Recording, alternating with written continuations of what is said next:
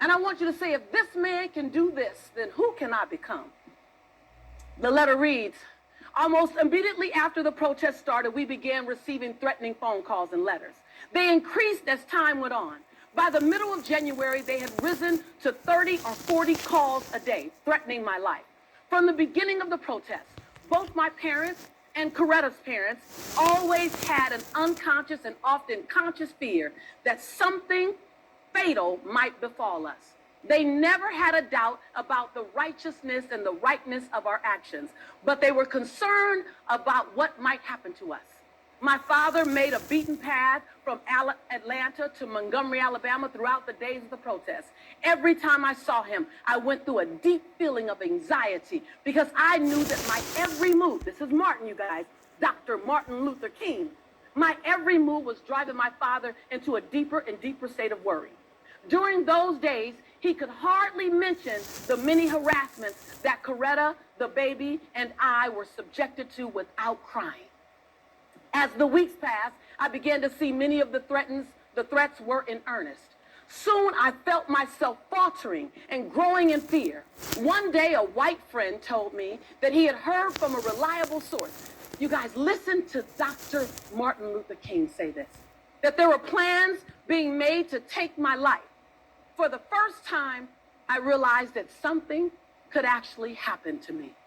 This is about having a dream that's bigger than you.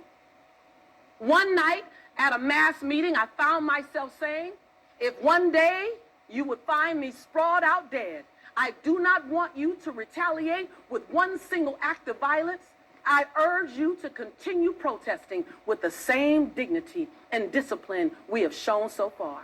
A strange silence came over the audience. One night at the end of January, I settled into bed late after a strenuous day. Coretta had already fallen asleep, and I was just about to doze off when the telephone rang. An angry voice said, listen, nigger, we taken what we want as much as we can from you. Before next week, you'll be sorry you ever came to Montgomery. I hung up, but I couldn't sleep. It seemed that all my fears had come down on me at once. Listen to Dr. Martin Luther King. I had reached my saturation point. I got out of bed and walked the floor. I had heard these things before, but for some reason that night it got to me. I turned over and tried to, but I couldn't sleep.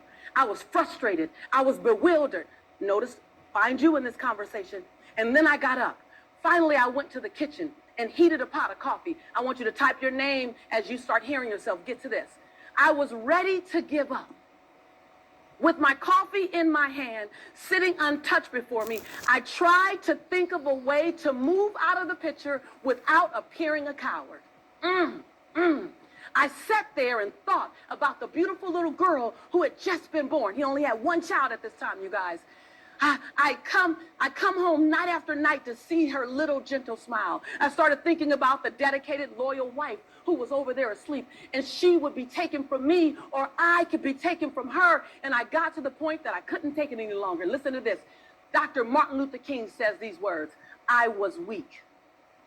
Something said to me, you can't call on daddy now. You can't even call on mama now. You got to call on that something and that person that your daddy and your mama used to tell you about. That power that can make a way out of no way. With my head in my hands, I bowed over the kitchen table and I prayed out loud. Listen to these words. I spoke to the divine that night, and I still have a vivid memory. I said, Lord, I'm down here trying to do what's right. I think that I'm doing what's right. I believe what I'm doing what's right. But I must confess that I'm weak now. I'm faltering. I'm losing my courage. Now I'm afraid.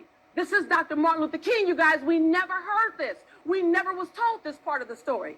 He said, if I stand before the people without strength or courage, they too will falter. I am at the end of my powers. I have nothing left. I've come to a point that I can't face it alone.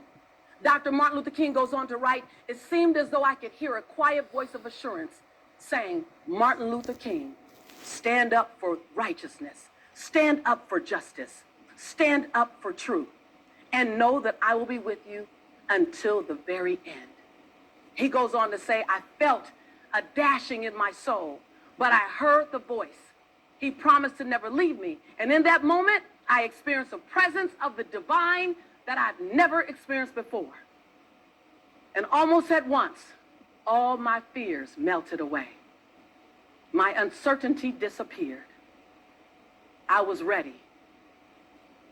I say with that, if that could be Dr.